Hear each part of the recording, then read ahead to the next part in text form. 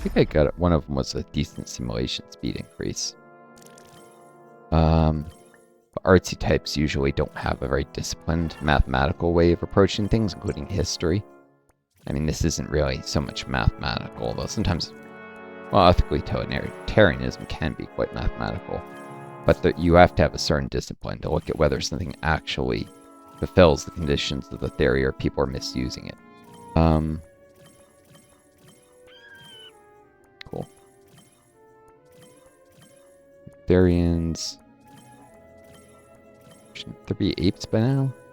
Here?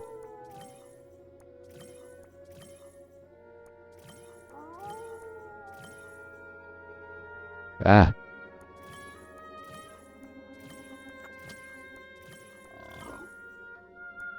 Manually doing it, I can try and drive towards certain high-value things the game won't offer quick enough otherwise. Like getting cetaceans earlier. It's a little quicker and a little more difficult than takes more out of me with my long COVID than if I just rapid collect a bunch of stuff.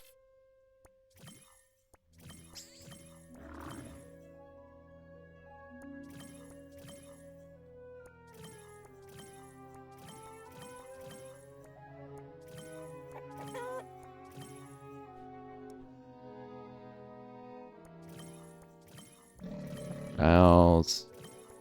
Blah blah blah. Misform.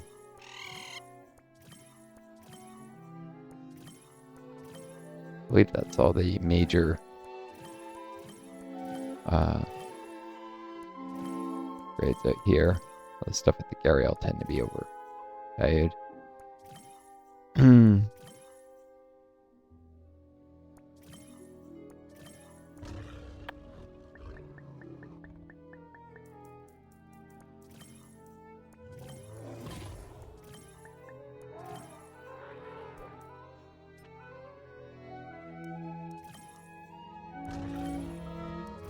Cool.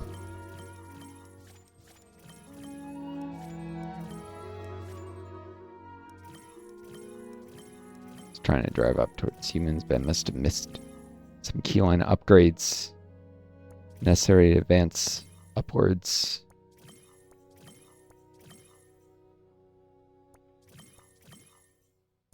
Oh, nerve cord. Really? I was able to get this far without it? There we go.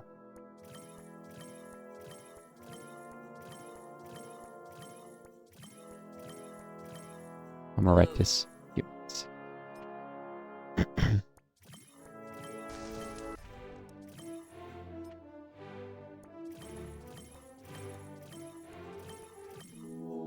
Oh wow, early Neolithic here.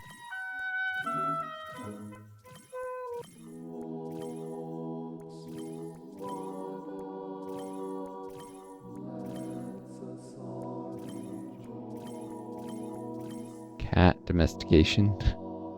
Nice. Rafting. Building boats. Weaving, sailing, cave painting. Wheel. Lever. Mining. Mining is the key one. Bronze, iron, 0. A tick.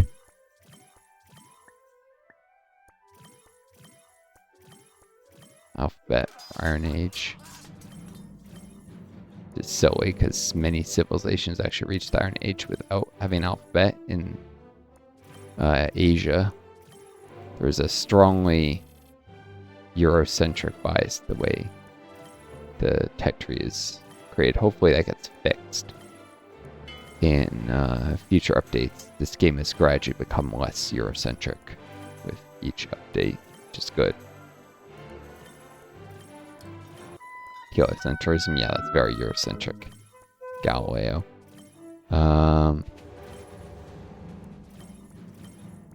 As if it couldn't have gone without Galileo. See, the church is king under the art one. The art exploration, that's another example. So huge bias here.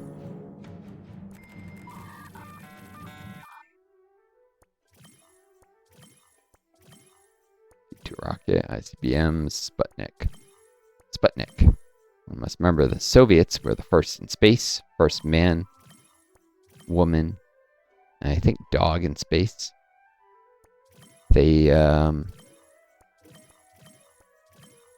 just miles ahead of the US, and the US had to catch up. Not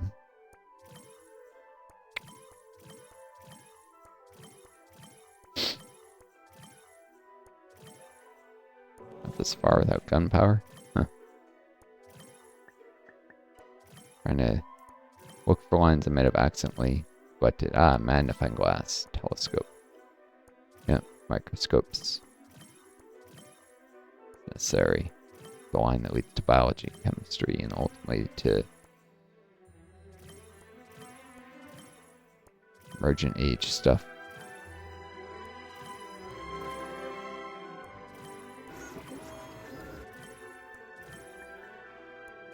Need the internet for it.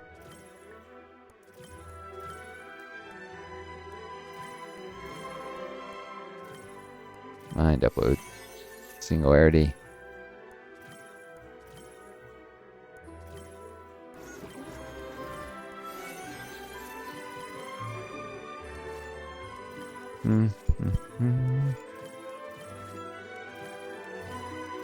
It's good to lock in a lot of those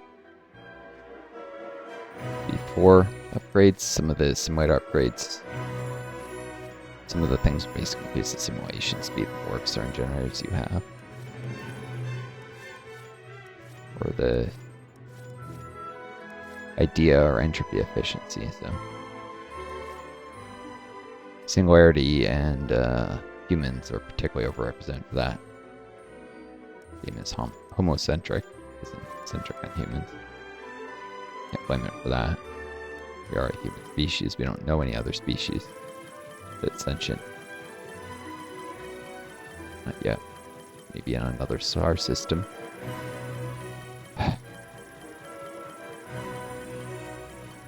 Despite the innovations that sometimes occurred under capitalism, has never been particularly dedicated to scientific advance. People point to technological progress in the Soviets' collapse and say, oh, that's because of capitalism. Nope. Technological progress happens under any system. It happened under old monarchist systems, but it's not because of monarchy that we got these breakthroughs that happened under the old absolute kings and queens. Some systems are better than others for technological progress, and actually socialism is. The Soviet Union actually progressed very, very, very quickly for its wealth level. Because wealthier countries do tend to progress technologically faster. That's not just the thing in civilization games. Especially in the modern era where there's explicit science budgets. So countries that have more money put more money into their science budget. The US always was massively wealthier than the Soviet Union. When the Soviet Union formed, it had the US had more than 13 times the GDP per capita of the Soviet Union. When the Soviets reached their absolute economic pinnacle in 1976, relative to the West, they continued to grow, but more slowly after that, because they started to have problems that would lead to ham-fisted reforms that would lead to their collapse. But snakes and more humans.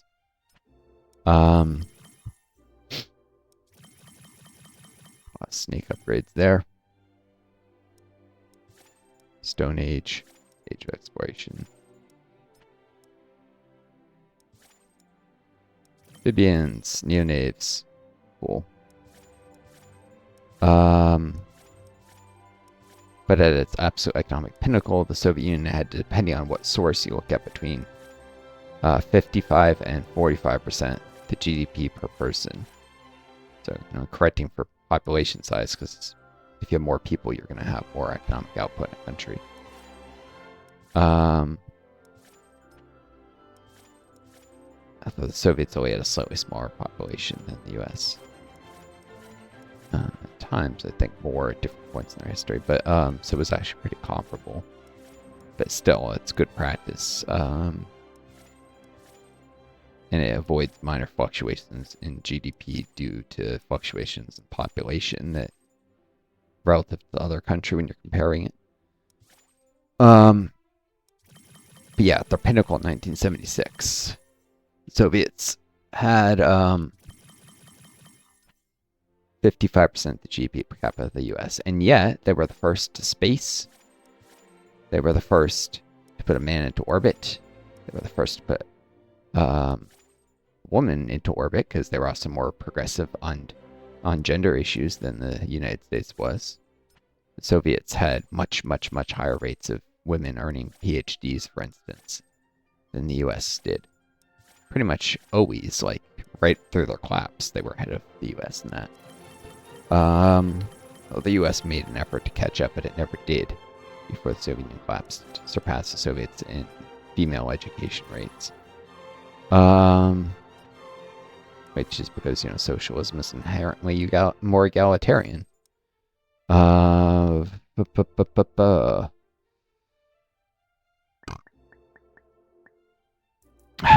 minutes here. I should cut this in a sec.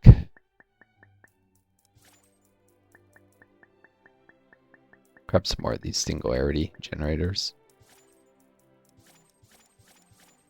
I shouldn't neglect the other ones. Singularity might be double represented, but if I can grab 8 human expeditions for the same cost, for instance.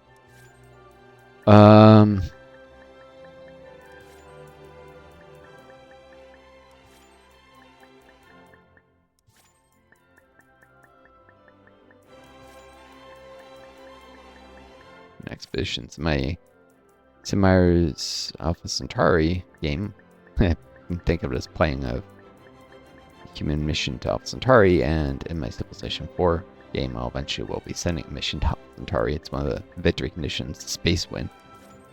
I don't know if I'll actually stop the game until I've conquered all the other AI, all the other civs in that game, but I've enabled space and diplomatic victories because they each enable a couple wonders. Well, space elevator, one for space victory. That also has the Apollo program and the spaceship components, which are necessary to actually do the victory. And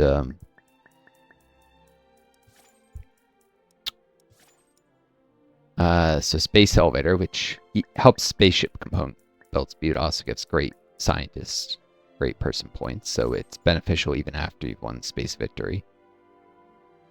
Especially playing as Alexander the Greek, so philosophical, double great person point generation rate, so the space elevator more useful than normal. Because the output of that will be doubled. Not a civilization traits, leader traits that make the Greeks generate more great people in Civ 4. And if you put on unrestricted leaders and then play as say Ragnar with the Greeks, like the Viking leader, you won't have that.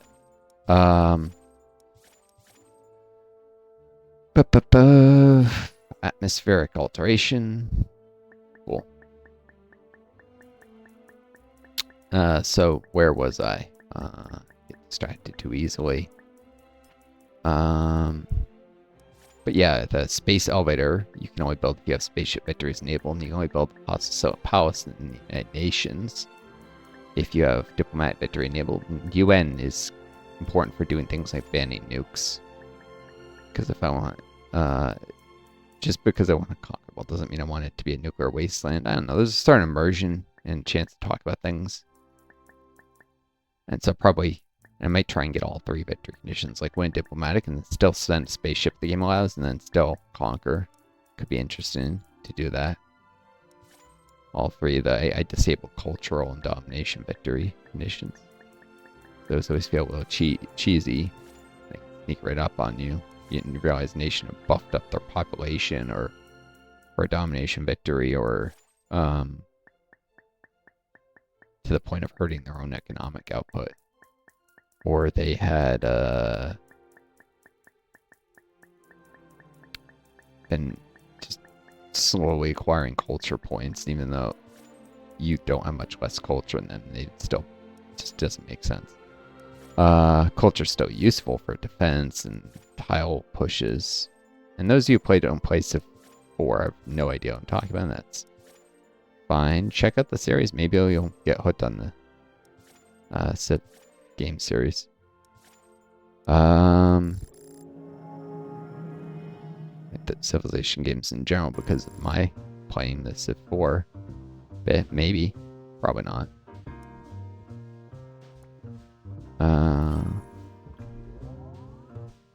I was trying to convince people to try new games and to try older games out in particular. Everyone always has to have the newest thing, but there's some real classics out there and they cost less usually because they've been around a while.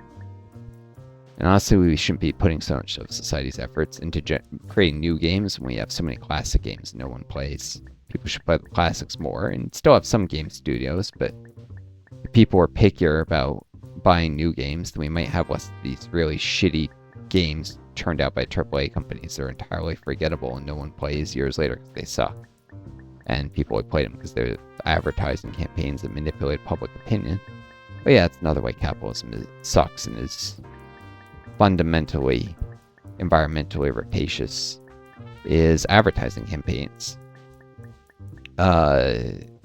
Corporations have become very, and corporations are inherent to capitalism. Capitalism is not free market entrepreneurship. No, the fundamental basis of capitalism is return on investment for private investors. So the stock market is deeply symbolic of what capitalism is about, not free markets, whatever that even is supposed to mean, because no market has ever been completely free in history.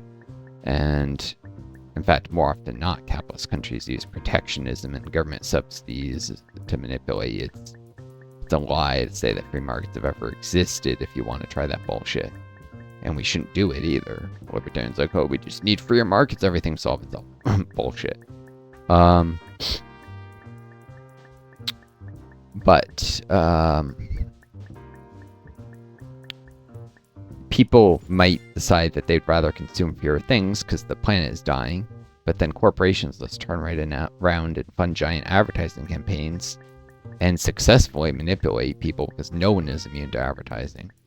Nobody. I intentionally get mad at ads and it probably makes me a little more resistant, but even I know I'm probably affected by advertising campaigns to manufacture demand. And this also leads to monopoly because a bigger company can afford more ads than a smaller one. And you combine that with economies of scale and it helps ensure the whole market will trend towards a few monopolies. It may not look like monopolies sometimes because you have these giant corporations that buy other companies and keep the brand names separate. So, you go into your grocery store and there are 3 different brands of bacon, but they're all Tyson. And they, work together for advertising campaigns behind the scenes, so, and make stuff in the same factories. It's just a way to hide monopoly. Meanwhile, the prices are set as if it's one company. So, people forced to pay way more and wages are set lower too. Because monopolies affect things at both ends. Prices go up and wages go down with monopolies. And because the wages go down, there's less drive to innovate. Monopolies crush innovation. Even most capitalists will admit to that fact. Although there's a whole brand of neoliberal capitalists at least trying to even that. Let's see, 280 to reach top 250. Yeah, that's not gonna happen. I don't want to log back in here.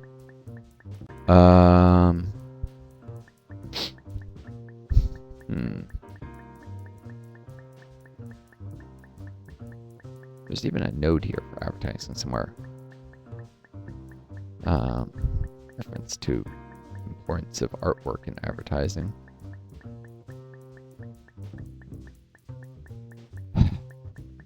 Anyways, that's enough for now, and enough complaining, honestly. I hope you all enjoyed this video. Take care of each other, be kind to yourselves. And may you always find a guiding star leading home. Until next time, it's Northstar, I do. Best luck to you all.